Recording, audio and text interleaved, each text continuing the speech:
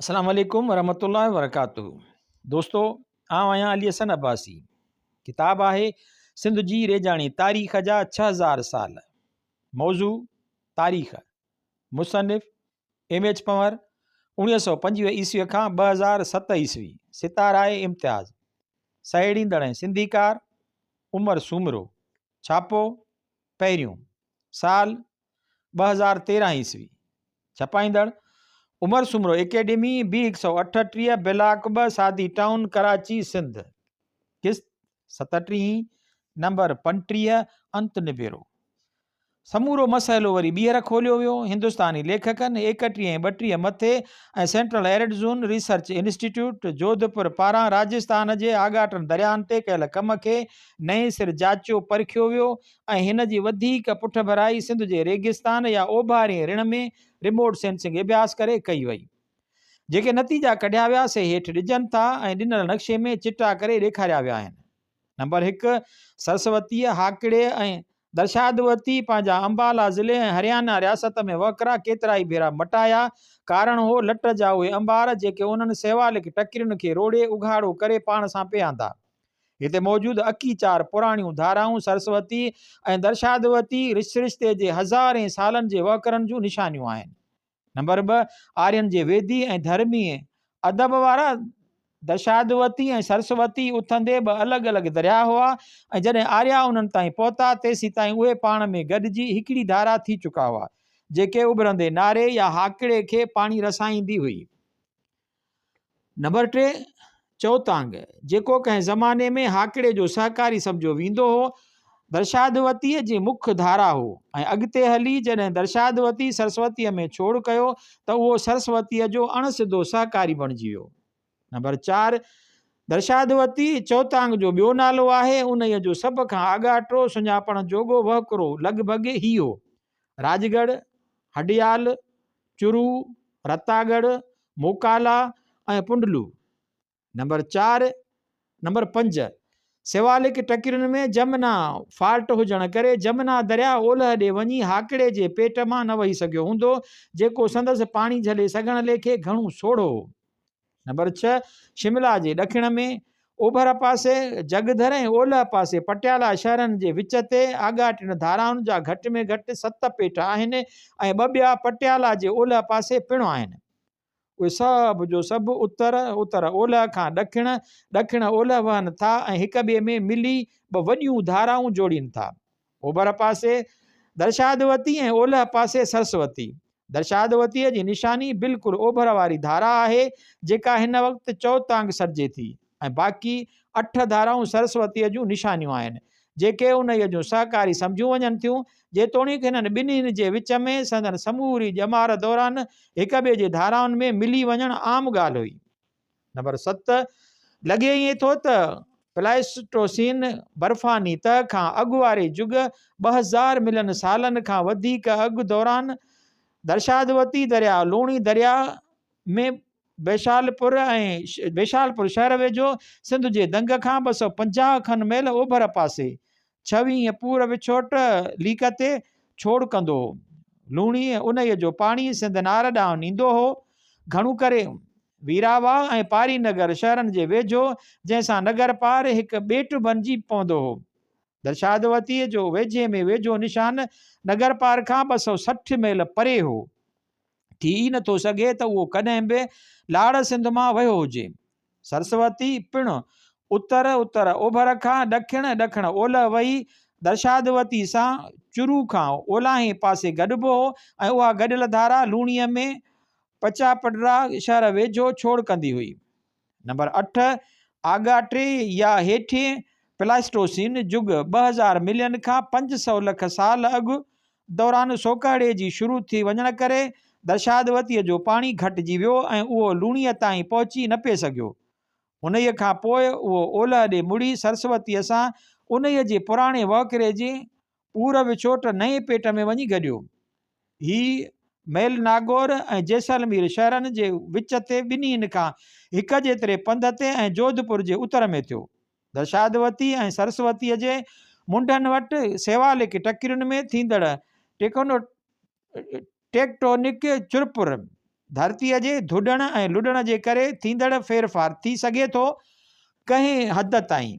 हिन धाराउनि जे वहकरनि जे मटिजण जो कारण बणी हुजे, पर वॾो कारण हो लट जा उहे अंबार जेके हिननि पाण सां सेवाले खे टकिरियुनि मां थे आंदा ऐं उन्हीअ खे पंहिंजे पेट में विहारे पंहिंजो दग पाण थे बंदि कयाऊं।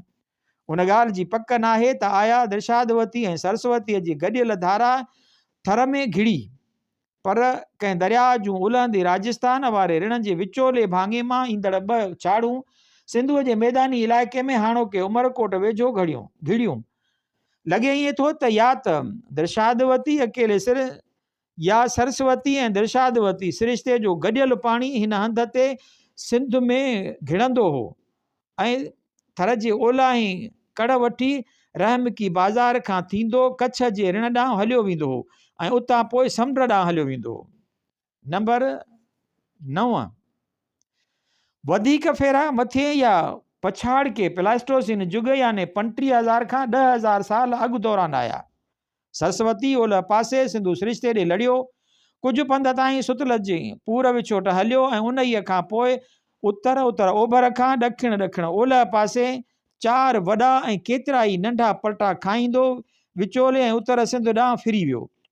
सनवार तरतीब सां उहे 4 वॾा पलटा हेठियनि मरहलनि में आया। सिरसा खां कालीबंगान, खानगढ़, इस्लामगढ़, धर्मी खूह, घंटियाली, शाहगढ़, बाबूरी, रजत ऐं मेहार मंगरियो ऐं उन्हीअ खां अॻिते उभिरंदे नारे मां रेगिस्तान या ओभारे ऋण जे ओलहंदे कोर सां कोरी खारीअ ॾांहुं। सिरसा खां कालीबंगान, अनूपगढ़, सरखी, दरावड़, मिठड़ाऊ ऐं मंदरा ऐं उन्हीअ खां अॻिते उभिरंदे नारे मां कोरी खारीअ ॾांहुं। साॻियो ई मथियों वकिरो मिठड़ाऊ ताईं, पर उन्हीअ खां अॻिते हेठि वांद छाड़ ॾांहुं ऐं उन्हीअ खां अॻिते उभिरंदे नारे मां कोरी खारीअ ॾांहुं। साॻियो ई मथियों वकिरो मिठड़ाऊ ताईं, पर उन्हीअ खां अॻिते संदनवाला ऐं रेणीअ ॾांहुं ऐं उतां अॻिते उभिरंदे नारे ऐं पोइ कोरी खारीअ ॾांहुं। आगाटी ऐं विचोली होलोसेन जुग, पछाड़ के बर्फ़ानी जुग खां पोइ वारो या हिन महिल ताईं पछाड़ को धरती जोड़ जुग दौरान सरस्वतीअ जे ओलह ॾे वञण वारनि वधीक फेरनि जो सिलसिलो अनूपगढ़ खां अॻिते नवां वकरा ठाहिया उहे ही हुआ। अनूपगढ़ खां फोर्ट अब्बास ऐं दरावड़ जे उत्तर ॾांहुं, उतां वरी रेणीअ ॾांहुं ऐं रेणीअ खां उभिरंदे नारे मां कोरी खारीअ ॾांहुं। अनूपगढ़ खां अहमदपुर ॾांहुं ऐं उतां अॻिते रेणीअ ॾांहुं। अनूपगढ़ खां अहमदपुर ॾांहुं ऐं अञा अॻिते सुतलज ॾांहुं। जंहिं वक़्तु उहो सुतलज में पियो पए उन वक़्तु बि रेणीअ ऐं नारे ॾांहुं वहियो पए। हिन अरसे दौरान दर्शादवती पंहिंजे चौतांग खां हिसार, निहार, सूरतगढ़ ऐं अनूपगढ़ वारे वहकिरे खां ओलह ॾे लड़ंदो थो ॾिसिजे। अनूपगढ़ वटि दर्शादवतीअ सरस्वतीअ सां मेल दुआबो कयो हो। नंबर 10, सरस्वतीअ जूं पंजाब जे ज़िले अंबाला, हरियाणा रियासत ऐं राजस्थान जे ज़िले गंगानगर में खोड़ सारियूं सहकारी धाराऊं हुयूं। उहे सहकारी धाराऊं सेवालिक टकिरियुनि खां हलंदड़ हिकु वॾी माथिरीअ ऐं हिन वक़्तु दादवाली, गंगानगर, जखल, ताजीवाला, जगधर, पाणीपत, थानेसर ऐं पटियाला शहरनि हेठि अची वियल इलाइक़े में पखिड़ियल हुयूं। लॻभॻि अटकल 10,000 चौरस मेल पाणीअ जे भंडार तरायुनि वारो इलाइक़ो तास, जंहिंमां उहो उन्हीअ जो सावणीअ ऐं सियारे जे चौमासे जो पाणी वहाए वेंदो हो ऐं गॾोगॾु हिमालय जूं बर्फ़ूं पिणु, जंहिंसां सरस्वती हिकु ॿारो वहंदड़ दरिया थी पवंदो हो। नंबर 11, सरस्वती पंहिंजे मथे पहुच वारनि इलाइक़नि में कुझु पाणी सरस्वतीअ खे पंहिंजे छाड़नि मंझां कंहिं रस्ते ॾींदो हो, जेका ओभर पासे खां ऐं लुधियाणे जे ओलह मां हलंदी हुई ऐं साणसि जखल, हनुमानगढ़ ऐं ड्राबावती वटि मिलंदी हुई। उहे हेठिएं या विचोले प्लास्टोसिन जुगनि जा नंढा वाह हुआ ऐं पोएं प्लास्टोसिन जुग या होलोसिन जुग में को पाणी न थे रसायाऊं। तंहिं हूंदे बि साॻे अरसे दौरान उथल जो पाणी बाक़ाइदगीअ सां ईंदो रहंदो थो ॾिसिजे, वेंदे तारीख़ी जुगनि ताईं। नंबर 12, नारे ऐं खिपरे तालकनि में 2000 रेगिस्तानी ढंढूं सरस्वती ऐं दर्शादवतीअ जी गॾियल पाणीअ पोएं प्लास्टोसिन जुग जे पोयाड़ीअ वारे भाङे 35,000 खां 10,000 साल अॻु या अञा बि होलोसेन युग जे अगाड़ीअ दौरान ठाहियूं हुयूं। हिननि ढंढुनि जी मुहाड़ उत्तर ओभर खां ॾखिण ओलह ॾांहुं आगाटियुनि धाराउनि जे वकरनि खे साम्हूं आहे। नंबर 13, हाकिड़े या सरस्वतीअ पंहिंजे वकिरे में चोटियारी ढंढ खां ॾखिण पासे यानी हिन हंध खां समुंड ताईं उमरकोट, नए कोट, रहमकी बाज़ार, सिंधड़ी ऐं कोरी खारी रस्ते घटि में घटि विचोले प्लास्टोसीन 5 लख खां 35,000 साल अॻु खां वठी को वॾो फेरो न आंदो। पूरे अरसे दौरान अटकल 5 खां 10 मील ओभर खां ओलह लोॾो ॾींदो रहियो। हिन पटीअ में भिटूं एतिरियूं वॾियूं न आहिनि जेतिरियूं ओभर पासे आहिनि ऐं पोइ प्लास्टोसीन युग 35,000 खां 10,000 साल अॻु दौरान ठहियूं हुयूं। नंबर 14, हाकिड़ो या सरस्वती चोटियारी या मुंड जमड़ाऊ में ॿिनि अलॻि अलॻि वक़्तनि ते पियो पर पक सां पोइ प्लास्टोसीन युग 35,000 साल खां 10,000 साल अॻु दौरान। नंबर 15, हिन अरसे दौरान दर्शादवती हाकिड़े या सरस्वती सां हिसार, निहार ऐं सूरतगढ़ वारे पेट ते गॾिजी चुको हो। अनूपगढ़ ॾांहुं फेरो होलोसीन युग जे अॻियाड़ीअ 10,000 साल अॻु खां 6,005 साल अॻु दौरान आयो। नंबर 16, हाकिड़ो चोटियारियूं खां मथां ओलह ॾे अटकल 5 मरहलनि में लड़ियो आहे ऐं जीअं ई उहो रेणीअ जे हाणोके वहकिरे ताईं पहुतो त लॻभॻि उत्तर खां ॾखिण वहणु शुरू कयईं। 5 मरहलो रेणीअ रस्ते हो, ॿियो मरहलो सोरा ऐं मुंड जमड़ाऊ जे विच ते ऐं चोथों मरहलो पुराणे वहकिरे सां जेको वाहंद करे ॼातो वञे थो। नंबर 17, जॾहिं सिंधु दरिया ऐं सुतलज उथलंदा हुआ त उहे छर कंदा हुआ। सुतलज ऐं सिंधुअ जा छर ते वहंदड़ वाह फाट गौसपुर ज़िलो रहीम यार ख़ान सिंध जे दंग खां 50 मीलनि ते ऐं मिठण कोट जे साम्हूं खां उत्तर ओलह वटां वही हलंदा हुआ ऐं उबावड़े ऐं पने आकल जे विचां पिणु। उन्हनि जो पाणी वही सरस्वती या हाकिड़े या उभरंदे नारे में वञी पवंदो हो, घणो करे हर साल वेंदे 13वीं सदी ईस्वीअ ताईं ऐं कंहिं कंहिं साल उन्हीअ खां पोइ बि। नंबर 18, उॾामंदी छिकियल तस्वीरुनि मां पक नथी बीहे त आया सॼो जो सॼो सुतलज प्लास्टोसीन खां अॻु वारे युग में सरस्वतीअ में वञी पवंदो हो या उन्हीअ जो रुगो थोरो भाङो। विचोले ऐं पोएं प्लास्टोसीन युगनि दौरान सुतलज हिकु आज़ादु दरिया हो जेको पंहिंजे रुगो उथल जे पाणीअ खे सरस्वतीअ ॾांहुं वञणु ॾींदो हो। नंबर 19, सिंधु सकाफ़त जूं वसंदियूं सरस्वतीअ जे पुराणनि वहकरनि जे पासनि सां फोर्ट पास खां दरावड़ किले ताईं मौजूदु आहिनि। जीअं मुग़ल जाच परख कई आहे, स्टाइन घगर ऐं हाकिड़े जे पेट जे पासनि सां बेकानीर ऐं उभरंदी बहावलपुर में हिननि मागनि जी जाच परख कई।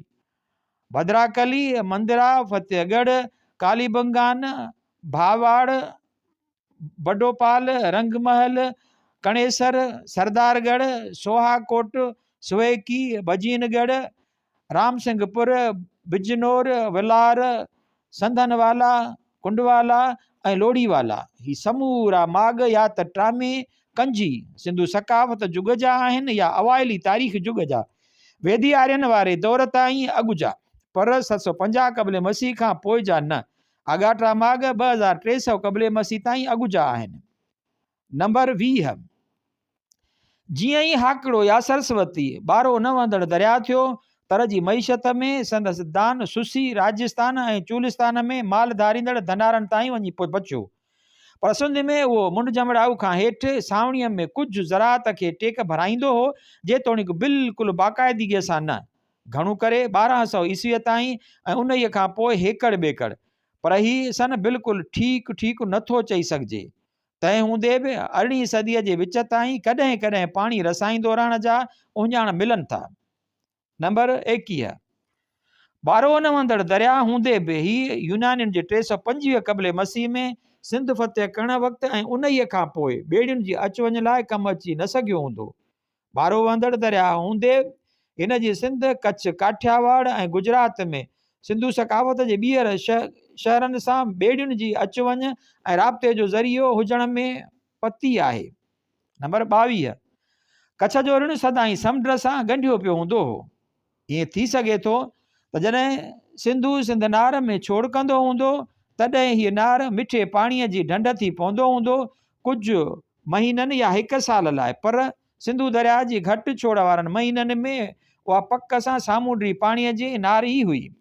नंबर 23 पारी नगर, जंहिं लाइ बंदर हुजण जी दावा कई वञे थी, दरियाई बंदर न पर सिंध नार मथां हिकु सामूंडी बंदर हूंदो।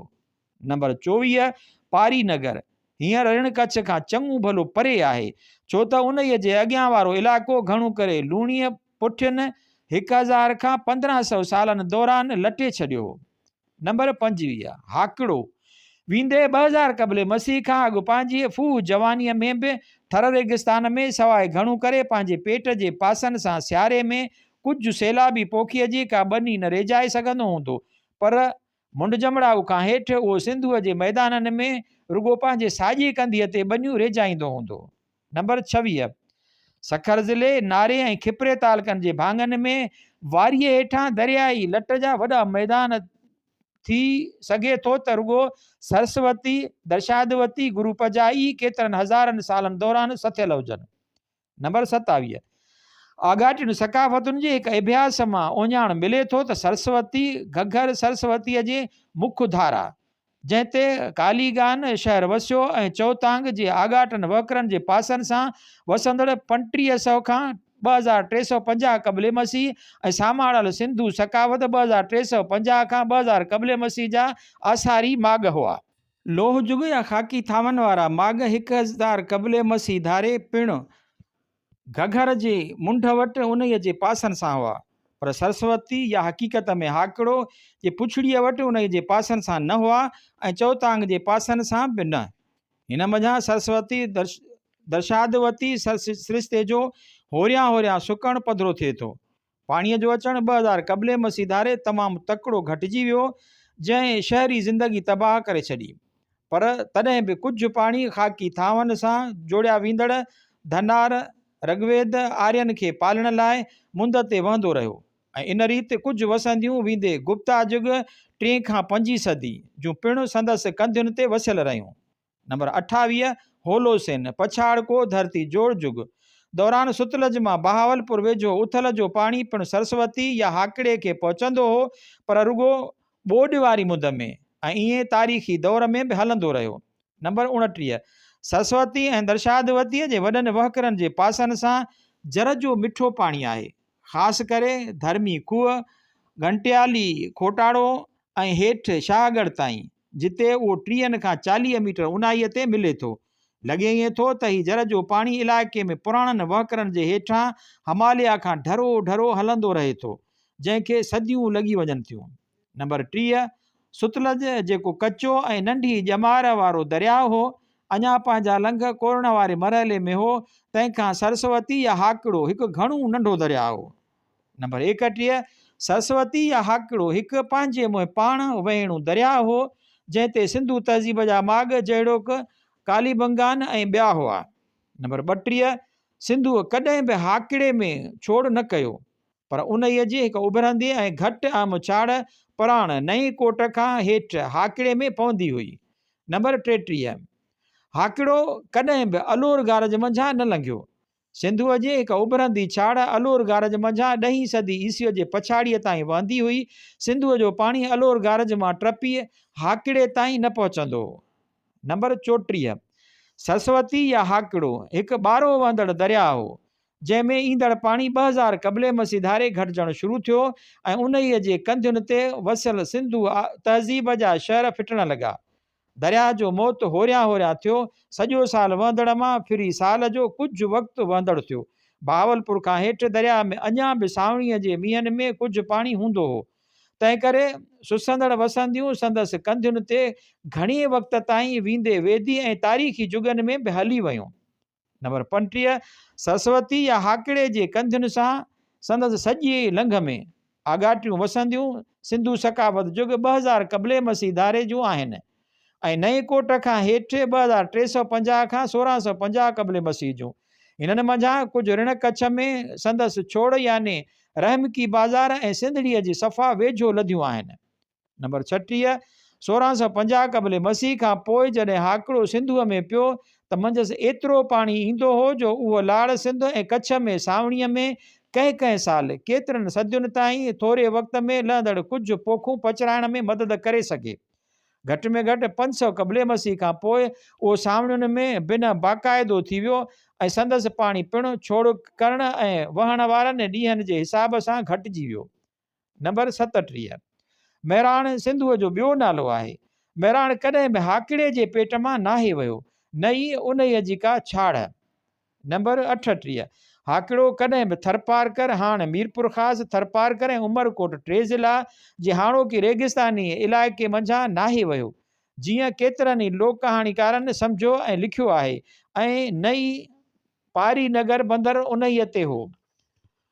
39, हाकिड़ो सदाईं सिंधनार में छोड़ कंदो थे आयो, जेका उन्हनि ॾींहंनि में समुंड जी खारी हुई ऐं उन्हीअ खां पोइ कोरी खारीअ रस्ते समुंड में छोड़ कंदो हो। अॻिते हली उहो ऋण कच्छ में छोड़ करणु लॻो। नंबर 40, ऋण कच्छ जेको हिकु तांगी सामूंडी नार हो, तंहिंजो तर सिंधुअ हाकिड़े कच्छ जे धाराउनि ऐं लूणीअ जे आंदल लट जे करे होरियां होरियां मथे खजंदो वियो। धरतीअ जे धुॾण ऐं लोॾा अचणु पिणु थी सघे थो। उन महिल खे हथी ॾिनी हुजे, पर उन पछाड़ के अंसर जी पती लटजण जे भेट में का घणी न हूंदी। धरती धोॾ अहिड़ी हिकु जहिड़ी सिधी ज़मीन नथी ठाहे सघे जहिड़ी ऋण कच्छ जी आहे। नंबर 41, सिंधुअ जी हिकु उभरंदी छाड़ हाकिड़े में छोड़ कंदी हुई, पर टंडे बागे वटां ओभर खां ओलह वेंदड़ संधे खां हेठि यानी थरपारकर, हाणे मीरपुर ख़ासि ज़िले में हाणोके शहर नए कोट खां हेठि, उहा ईअं 1758 ईस्वीअ ताईं कंदी रही, जॾहिं सिंधुअ जे वहकिरे में हाला वटि आयल हिकु वॾी आबी फेरे पाणी मिलण जो उहो ज़रियो बंदि करे छॾियो। सिंधुअ जी उभरंदी छाड़ पुराण या सांगरो कोठी बि हुई ऐं उन्हीअ जा अलॻि अलॻि वक़्तनि वारा अलॻि अलॻि रस्ता उभरंदे पुराण ऐं उलहंदी पुराण कोठजनि था। नंबर 42, सिंधुअ जी उभरंदी छाड़ कॾहिं बि सिंधु दरिया जी मुख्य धारा न हुई। नंबर 43, जैसलमेर ज़िले में रेणीअ ऐं वाहंद जे ओभर पासे वारा आसारी माग इलाइक़े में आगाटियुनि वसंदियुनि ऐं तहज़ीबुनि जो ॾसु ॾेई सघनि था। नंबर 44, चटांग या चौतांग ते उन्हीअ जे हिसार वेझो ओलह पासे लड़ी अनूपगढ़ वटि सरस्वतीअ सां वञी मिलण खां पोइ जा अहम माग आहिनि। भदारा, निहार ऐं रावस्तर सरस्वतीअ जे मुख्य लंघ जे पासनि सां अहम आसारी माग आहिनि। हिंदुस्तान में हनुमानगढ़, कालीबंगान, रंगमहल, सरदारगढ़ ऐं अनूपगढ़, ऐं पाकिस्तान में फुलड़ा, मीरगढ़, मरोट, मानगढ़ ऐं दीनगढ़। हिंदुस्तानी मागनि जी जांच परख स्टाइन 18 मथे ऐं बहावलपुर जे मागनि जी डॉक्टर मुग़ल 30 मथे कई। सिंध में वञड़ोट ऐं ड्रिब बुठी 2 मार्ग रेणीअ ते आहिनि ऐं नोहट्रो ऐं ॻाढ़ो भड़ो उभरंदे नारे या पुराण ते। ही सभु जो सभु माग सिंधु तहज़ीब जा आहिनि। नंबर 45, खिपरे ऐं नारे ताल कना वेंदड़ पुराणनि वहकरनि जे पासनि वारा माग केतिरा आगाट्रा आहिनि, उन बाबति जांच परख न हिंदुस्तान में थी आहे ऐं न पाकिस्तान में।